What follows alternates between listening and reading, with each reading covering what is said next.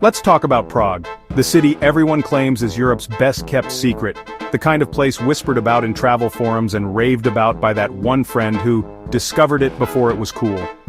It's the city that seems to pop up in every dreamy Instagram feed with its pastel rooftops and storybook bridges, yet somehow still manages to keep an air of mystery.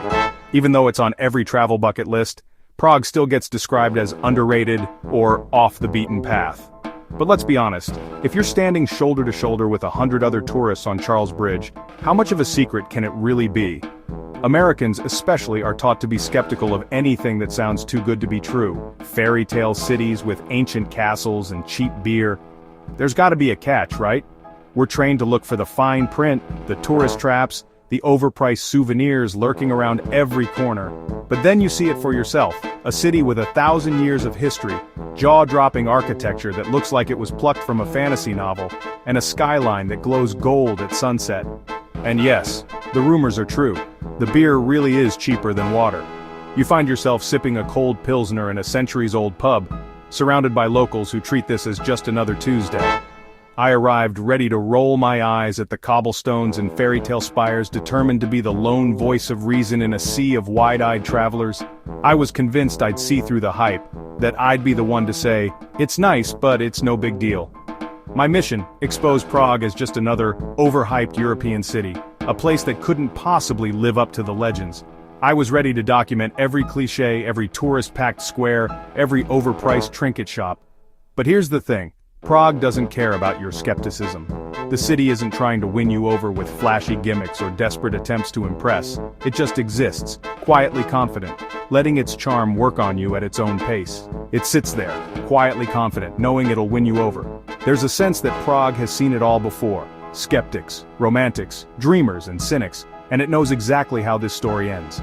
The city's seen empires rise and fall, revolutions and rebirths, and it's not trying to impress anyone. It's just being itself, timeless and unbothered, letting the centuries speak for themselves. All it takes is one sunset behind the castle, the sky painted in shades of pink and gold, and suddenly you're admitting, okay fine, you win. The city's beauty sneaks up on you, and before you know it, you're under its spell. Prague plays the long game, and spoiler, it's very, very good at it. Resistance is futile. You don't just visit Prague, you surrender to it, and honestly, you'll be glad you did. Our journey begins at Prague Castle, a place that's less a single building and more a sprawling kingdom in stone. It's officially the world's largest ancient castle complex, and when you first lay eyes on it, you can see why. The sheer scale is almost intimidating, as if the city itself was built to serve this fortress on the hill. From a distance, Prague Castle looms over the city like a stern parent keeping watch over its children. Its silhouette dominates the skyline, a constant reminder of centuries of power, intrigue, and royal drama. But step closer and the castle reveals its true nature, a labyrinth of palaces, grand halls, secret courtyards, and winding alleyways. It's like a royal gated community, except the residents have been gone for hundreds of years, leaving behind echoes of their feasts, their arguments, and their ambitions. Every stone seems to whisper a story, if you're willing to listen. At the heart of it all stands St. Vitus Cathedral, its spires reaching so high they seem to challenge the sky itself. The stained glass inside is a kaleidoscope of color and light, casting rainbows across ancient stone. Even if you're not a fan of churches, it's hard not to be impressed by the sheer artistry and ambition on display here. Then there's the old royal palace, a place that feels both grand and oddly drafty. Imagine kings and queens debating matters of state, or maybe just what to have for dinner, beneath soaring ceilings and echoing halls. It's a reminder that even royalty had to deal with cold feet and tough decisions. Wander down Golden Lane, and you'll find a row of tiny colorful houses that look like something out of a fairy tale. Once, these were the homes of castle guards, goldsmiths, and even alchemists searching for the secret to eternal life. Today, they're packed with souvenir shops, but the legends still linger in the air, mingling with the scent of fresh pastries and old stone. But let's be honest, the real showstopper is the view. Step out onto the castle's terraces and you're greeted with a sweeping panorama that stretches across the city, the Vltava River winding through a sea of red rooftops and spires. After wandering through centuries of history, you're rewarded with a sight that makes all the climbing and cobblestones worth it. The city unfolds beneath you, vibrant and alive, and for a moment, even the most jaded traveler can't help but feel a little awestruck. Up here, the castle itself becomes almost secondary. It's just a collection of old buildings after all. But from this vantage point, it feels like you're standing in the control room of one of the world's most beautiful cities, with history at your feet and the future stretching out beyond the horizon. Prague Castle has a way of wearing you out with its endless stories and ancient stones, only to win you over with a view that's pure magic. It's a clever trick, and I have to admit, Prague, you got me. I came for the history, but I stayed for the view. Next up, the Charles Bridge, a 600-year-old stone catwalk that stretches gracefully across the Vltava River, connecting Prague's Old Town with the Lesser Quarter. This isn't just any bridge, it's a living artery of the city, pulsing with centuries of stories, legends, and footsteps. Every cobblestone you step on has been worn smooth by millions of travelers, lovers, and locals, all drawn to its timeless charm. Lined with 30 saints, all silently judging your life choices, or maybe just keeping a watchful eye on the endless parade of humanity. Each statue is a masterpiece, weathered by time and the elements, and each one has its own tale to tell, from miraculous rescues to mysterious legends whispered on foggy nights. Tradition says you should touch the statue of St. John of Nepomuk for luck, and you'll see a constant line of hopeful hands reaching out, eager for a little extra fortune. Some do it for superstition, others just to avoid being the only one who doesn't. Either way, the polished bronze gleams as proof of thousands of wishes made every day. Crossing the bridge is a scenic traffic jam. Tourists from every corner of the globe, artists sketching the skyline, musicians filling the air with melodies, and pigeons who clearly run the place. The bridge is a stage, and everyone is part of the show, whether you're posing for a photo or just soaking in the atmosphere. Try to have a profound moment, and a pigeon will steal your pastry. These feathered locals are fearless, darting between feet and flapping onto railings, always on the lookout for a stray crumb or an unsuspecting snack. But the real magic happens at dawn, when the city's asleep and the bridge is shrouded in mist. The statues loom like silent guardians, and the only sounds are your footsteps echoing on the ancient stones. In these quiet moments, you can almost feel the weight of history pressing in, as if the bridge itself is sharing its secrets with you. For a few precious minutes, it's yours alone, until the first tour group arrives, cameras flashing, and reality returns with the rising sun. The solitude vanishes, replaced by the familiar buzz of excitement and discovery. Charles Bridge isn't just a structure, it's a living museum, a stage for Prague's daily drama. Every day brings new performers, painters, and poets, all adding their own color to the bridge's ever-changing tapestry. Each stone has a story, each statue a secret.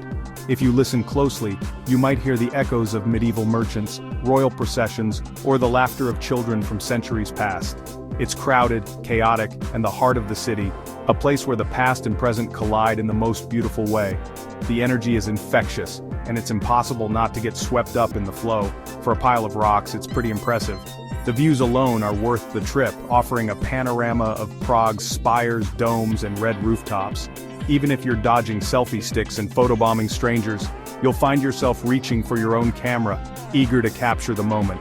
It's the bridge you'll remember long after you've left Prague, the place where you felt the city's heartbeat, where history and humanity meet. And yes, the pigeons are part of the experience, because on Charles Bridge, everyone gets to be a local, even the birds. Old Town Square is Prague's living room, where everyone gathers, takes photos, and gets in each other's way. The architecture is a beautiful mess. Gothic, Baroque, Renaissance, all mashed together and somehow working. The Church of Our Lady Before Tin looms like a Disney villain's lair, its spiky towers dominating the skyline. The Jan Hus Memorial sits in the center, a reminder that Prague mixes dark history with daily life. Enjoy your gelato next to a martyr. Despite the crowds, there's an energy here that's hard to resist. Sit on a bench, watch the world go by, and soak in 1,000 years of history. It's a tourist trap you'll gladly fall into. The astronomical clock, Prague's most baffling attraction. Every hour, crowds gather for a 45-second show. Death rings a bell, apostles parade, a rooster crows, and that's it. It's the medieval tick-tock. Short, weird, inexplicably popular. The real story is darker. The clockmaker was blinded to keep his secrets, and the clock was supposedly cursed. Fix it and you risk madness or worse. The show is underwhelming, but the legend is pure Gothic gold. You're not just watching a clock, you're part of a centuries-old tradition. It's a little silly, a little spooky, and totally Prague. Don't miss it, even if you don't get the hype.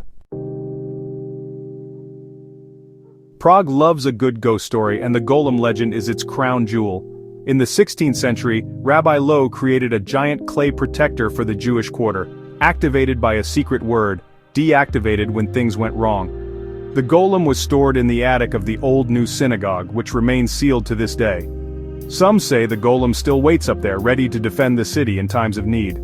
Nazi soldiers supposedly tried to enter and met mysterious ends. Fact or fiction, the legend lingers in the Jewish quarter's stones. The golem is Prague's monster, protector, and mystery all in one. Walk those streets and you'll feel the weight of the story. It's another layer of magic in a city already overflowing with it. Only in Prague could a monster become a symbol of hope. Let's talk food. Prague's is hearty, designed for cold winters, not skinny jeans. Roast pork, dumplings, and sauerkraut will put you in a food coma. Goulash is everywhere, like a warm hug from a strong grandmother. The tredelnik, a sweet, spiraled pastry that's more tourist trap than tradition, but you'll eat one anyway. The real local pride is beer. Cheap, delicious, and served with reverence. No craft IPA menus here, just light or dark, in a heavy mug with a thick head of foam. Beer isn't just a drink, it's a cultural institution. And then there's mushroom foraging. Yes, really. On weekends, half the city heads to the forest with baskets. Prague's quirks, pastries, beer, mushrooms, make it more than just castles and bridges. It's a living, breathing culture with its own oddball charm. Travelers love to compare. Paris is romance, Rome is epic, London is a restless metropolis. Prague, it's the mysterious Gothic cousin, less about grand gestures, more about whispered secrets. Its history is intimate, its beauty a little darker, its stories told in shadows. While other cities reinvent themselves, Prague preserves its soul. It survived wars and occupations with its architecture and spirit intact. Comparing Prague is pointless. It's got the beauty of Paris, the history of Rome, but with a fairy tale twist. It's not trying to be the most romantic or powerful, it's content to be the most enchanting. Prague gets under your skin and stays there. It's a city that doesn't compete, it seduces, and you'll never quite shake it. So after all the walking, history, and goulash, what's the verdict? I went in a skeptic, ready to call Prague's bluff. But the city disarms you. One hidden garden, one sunrise, one legend at a time. It's not perfect, crowded, sometimes kitschy, and you'll eat too many dumplings, but its imperfections are part of the charm. Prague doesn't try to impress, it just is. It's a fairy tale, a spy novel, and a history lesson all at once. Should you visit? Only if you like stunning architecture, fascinating history, and Gothic enchantment. The secret's out, and it's worth sharing. And yes, touch the statue on the bridge, just in case.